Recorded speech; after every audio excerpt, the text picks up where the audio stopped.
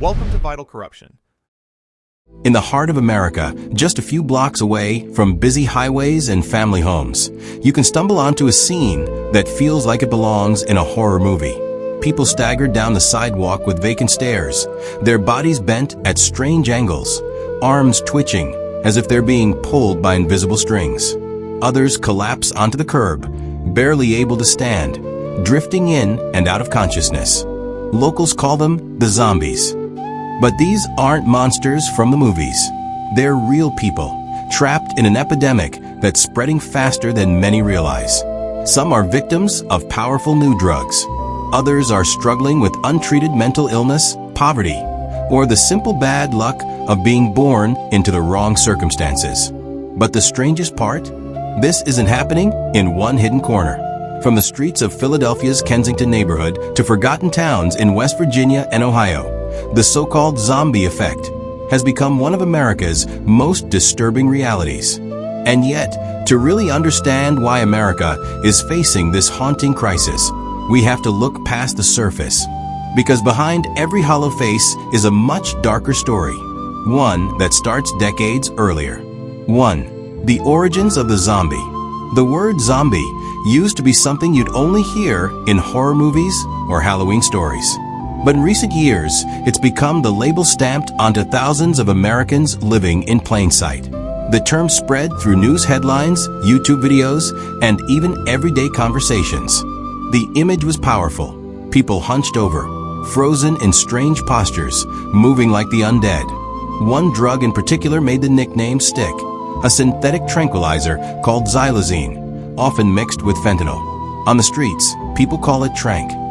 It knocks users into a trance-like state where they appear half alive, slumped against walls, or frozen mid-step. To onlookers, it looked exactly like something out of a zombie film. But here's the problem.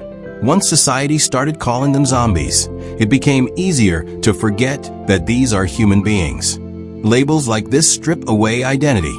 They reduce someone's life story, their childhood, their family, their dreams, into a single frightening image.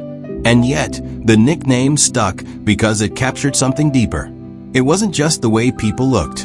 It was the way entire neighborhoods started to feel.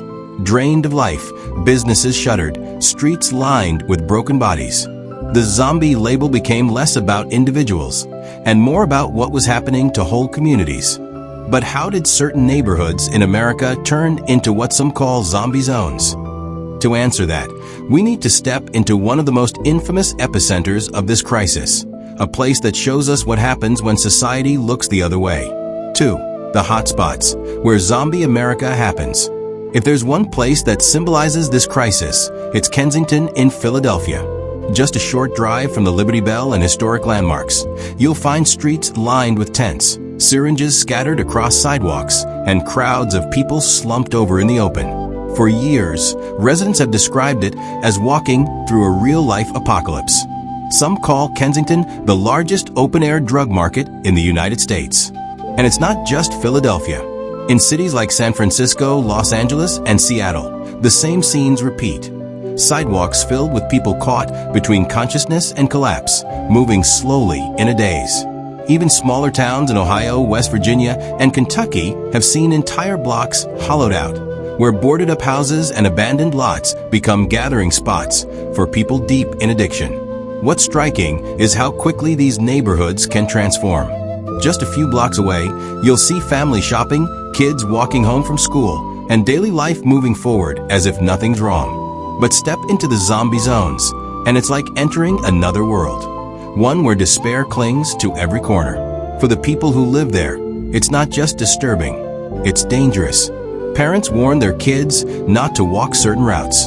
Business owners struggle to keep their doors open. And residents often feel trapped, watching their neighborhood decline year after year. But this raises the bigger question. How did America reach this point?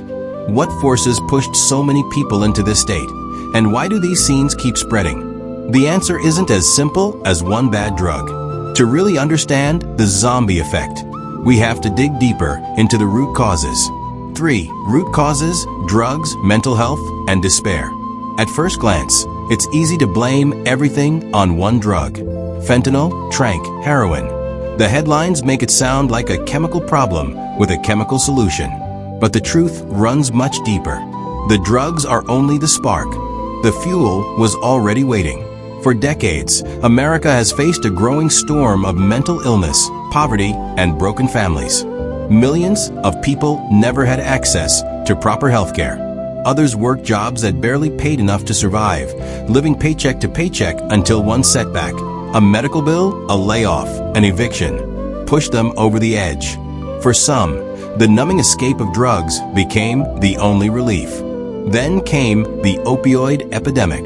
Prescription painkillers flooded communities in the late 1990s and 2000s. When prescriptions ran dry, people turned to heroin. And when heroin became too expensive, fentanyl and synthetic mixes took over. Cheaper, stronger, and deadlier. Tranq was added into the mix, creating that eerie zombie state. But addiction is rarely just about chemicals. Many of the people we see staggering through the streets are also battling untreated trauma, depression, or schizophrenia. Without stable housing, without family support, without a system that catches them before they fall, drugs become both the escape and the prison. And here's the most chilling part. These forces don't stay contained. Once an epidemic takes root in a neighborhood, it spreads. Desperation draws more people in. Dealers set up shop.